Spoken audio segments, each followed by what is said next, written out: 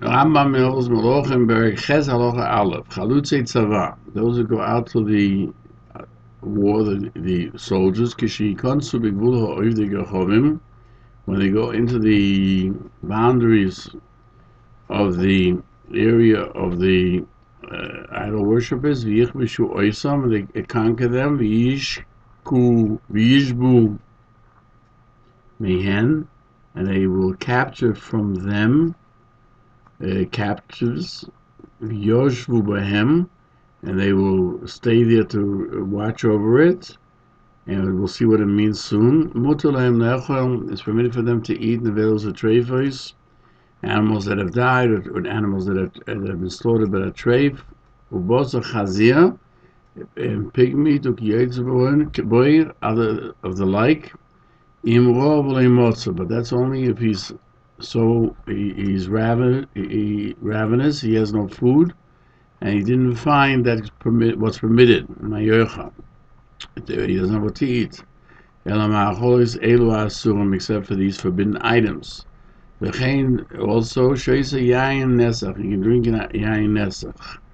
Chazal had accepted from generation to generation the explanation of the passage in Devarim 6, verse 11, Ubotim leim kol tuv, and houses full of all good, that alfei chazerim, it means even the fat of pigs, ukiyotze, that which is similar to them, are permitted for them to eat.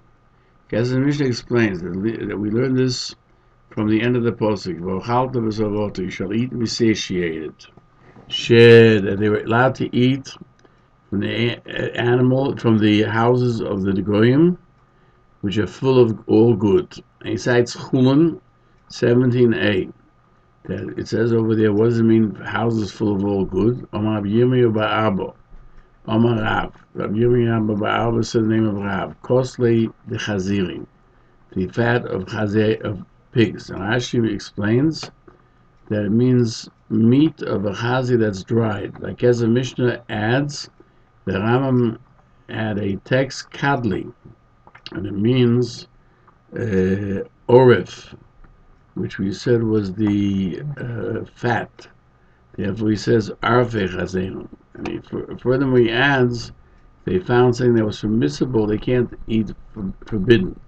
He explains, if he will be hungry and not find what to eat, it doesn't mean that he literally has to be at the gate of death and to be able to eat because of pikuach nefesh, because that's permitted to anyone because of pikuach nefesh, except for three of the most stringent of sins, which are idol worship, murder, and immorality.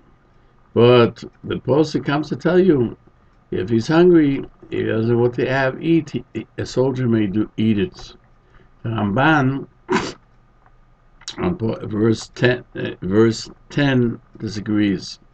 In Dvorim, it says,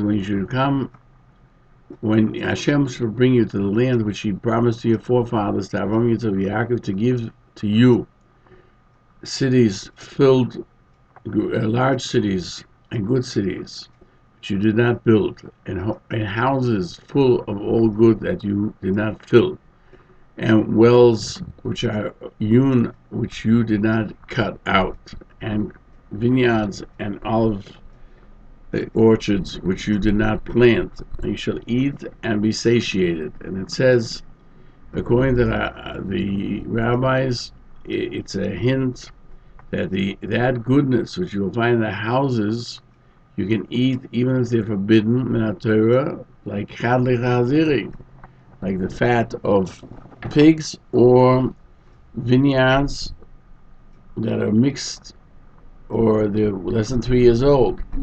That Kohen Mezesim, it permits Orlo, which is less than 3 years old, and Klayim, and also a mixture. So he questions, why did the Torah say that, what does the Pasuk come and tell us that hewn wells? The answer is, I feel even wells that when they cut it, there was something forbidden in them, in the tiach, or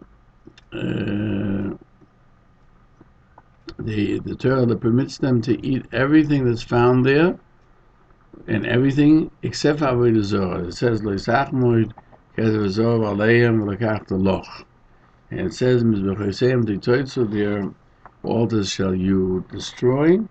That you have to get rid of the avodah zarah and those things which are used to serve it. Everything else that's found, it's mutter until they eat the spoils of the enemy and they conquer the cities and they'll dwell therein. And there are those who say only in the first 7 years was permitted for them. And at the words of the Rambam, when it says he'll be hungry and he doesn't find what to eat, are not correct. That'd be not because of pikuach nefesh was it permitted to them, but even after they conquered, right? They dwelled therein, they were permitted to eat it. Not only those who went to war, but in the land, anything in the land was permitted, because Hashem will bring you to the land that He promised to your forefathers. Furthermore, He adds that Yain Nesach, that the Rambam says is permitted, is not true. That's part of avodah zarah, that which is brought before avodah zarah, as it says in Devarim 7 verse 26. It shall be despicable in your eyes, and you shall despise it, because it's forbidden. Yain Nesach, that means that was poured libations before the avodah zarah. And if it means to say only regular wine that wasn't set aside for avodah zarah, for idol worship, so that's only midrabanan, and you don't have to tell us that the Torah permitted it. It's only Torah is only talking about things that are forbidden. Torah, certainly that which the Chachamim edicted is definitely permitted. Kesef Mishnah answers that the intent of the Rambam is not that it's permitted only because of pikuach nefesh, but it's permitted also to somebody who is hungry, he doesn't have what to eat. And the Rambam, why the Rambam have to mention Yain Nesach, the Hilchos Yesodei explains that when the wells reune, the Rambam understands that they were full of Yain Nesach. He explains that the Torah is referring specifically to the wine. It's permitted. The Shulchan wrote a Shulchan Aruch for the future, adds that this was also permitted only when they don't have what to drink, according to the Rambam. The Radvaz infers from the Rambam that even the Halacha, that this applies not only to a Melchemes mitzvah where you're commanded to go out, but even if you go out to war against other nations that are not from the 7 nations, even though the pasuk that he brings it from is referring to the 7 nations. The Ramban is of the opinion that that's only applied, that is the rule only by the 7 nations. But the Chinuch says that it also applies to war of permission.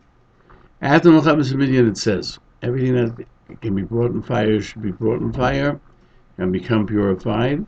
That you did have to kasher all the vessels because they were used for nevelos u'treifos. They're called Gili Akum.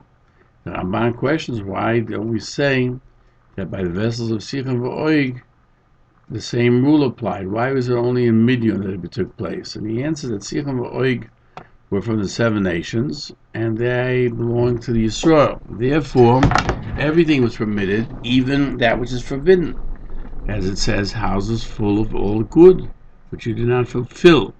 And Chazal tells us in Chulun 17a that even the fat of pig is permitted. But regarding Midian, was not one of the inheritance of Yisrael. They took it only because of revenge. Therefore, the vessels were forbidden, and they had din of tumah, and they had to wait 7 days outside of those who came in contact with dead people. And they didn't say so after the war of Sichon and Og that all of Yisrael went there because Tumuhutu Betzimbo. Midian, they went out to the war, only 12,000 from Yisrael. There's the rights. It's interesting that that's the reason that they did not have to become Torah. However, according to the Rambam, that even any war is permitted. Why in Midian did they have to kasher? The Gedvaz questions why the kashering of vessels wasn't said by Sichon v'Oigen. He cites the Ramban, that it was part of Eretz Yisrael. Only questions from those who codify the law. It seems that forbidden foods is only permitted at the time of the war, like the Rambam. When you go in and they'll conquer, then you can eat nevels of treifus. But when they go back, when they have food, they're forbidden to eat nevels of treifus, even if they'll come as spoils of war. Therefore, the Hadakash the Kalim are forbidden because you don't have to use them. Once they get back, they had their own vessels. And he explains that also, according to the Rambam, the 7 Amomim, the spoils of the 7 nations, was permitted even when they weren't hungry, like any other spoils. And therefore he writes that the soldiers, when they went into the area of the non-Jewish area, he means even in any war that's not specifically against the 7 nations. The 7 nations, what was. He writes like it wasn't permitted to them to eat that which was forbidden, only when there's nothing else. That's by a war which doesn't have to do with the 7 nations. And the proof that you bring from the houses that are full of all goodness, that they were permitted with the fat of pigs, it doesn't mean that that's the reason that all those who go out to war, even by Mohammed or Rishus, are allowed to do so. But he points it out from what the Torah permitted to eat the fat of pigs for 7 years of the conquest, like Machon, that everything that was Tomei, even not at the time of the war, they could eat. From here we see the Chalutzei Tzava, those who go out to the war, they can eat, they have permission if they don't have something else to eat at that point. Also, according to the Rambam, the Geulei Kli HaKnanim, the vessels of the Canaan was permitted, and Midian were Asurim. They were not commanded to cash their vessels because they're from the 7 nations, and their vessels permitted every spoil of war, even after the war. But Midian, which wasn't from the 7 nations, was only the time of war. When they came back and they brought back the pots, they were told they had to cash them.